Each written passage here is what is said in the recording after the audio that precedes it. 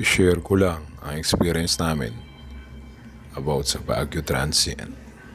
Third year college ako noon as tourism student. Required talaga na mag-tour sa iba't ibang lugar. First day pa lang namin sa Baguio, madami nang naging experience yung prof ko na may third eye. Lahat ng pinupuntahan namin na hotel and transient is merong kaluluwa na hindi matahimik. At yung iba pa sa kaluluwa ay may tendencying manakit. At finally, nakahanap din kami ng isang transient na sa tingin niya ay walang kaluluwa na kahit ano or bad elements. So pagod na kami nakarating sa transient at 7 p.m. Apat kami sa kwarto. Si Vanji, Camille ang magkatabi sa kama, tapos ako at si Leia naman ang magkatabi sa kabilang kama. So niyaya nila akong lumabas para mamasyal. Pero sabi ko nga ay pagod talaga ako, kaya tumanggi ako at pinili na lang na matulog sa kwarto namin. Nagising ako kasi ang ingay ni Leia, ubo ng ubo. Napatingin ako sa orasan, mag-aalas 12 na pala ng hating gabi. Magpapasama sana ako sa kanya mag-CR, pero nahiya ako kasi halata namang hindi na maganda ang pakiramdam niya. Pagbalik ko galing CR ay nakatalikod pa rin siya sa akin. E di natulog na lang din ako ulit nang nakatalikod din sa kanya. Maya-maya ay naramdaman namin na bigla siyang tumayo kasi gumalaw yung kama namin. Ramdam ko nung gabi yun pa lang parang may nakatingin na sa akin. Ang weird din kasi tumatayo ng kusa yung mga balahibo namin. Kahit hindi ako nag-iisip ng nakakatakot, pero hindi ko na lang din pinansin at natulog na lang ulit ako. Kinabukasan ay lumapit sa akin si Vanji at Camille.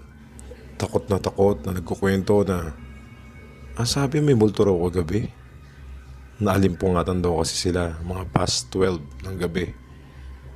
May babae daw na nakaputi, nakatayo at nakatingin sa akin.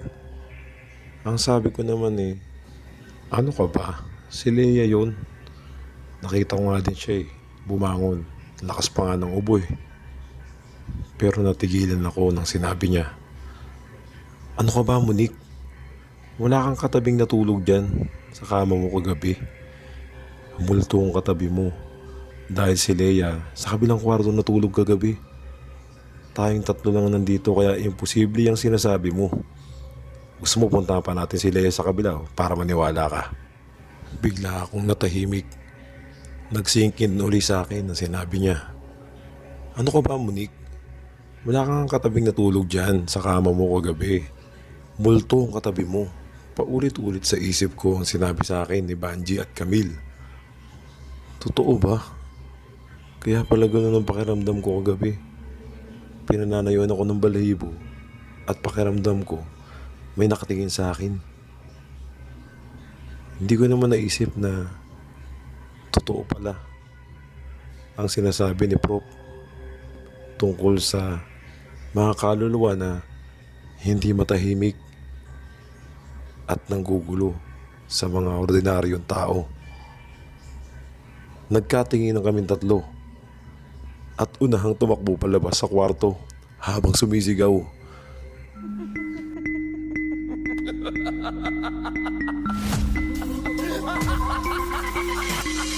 Nung araw din na yon ay last day na namin sa transient. Hindi naman sa matapang ako.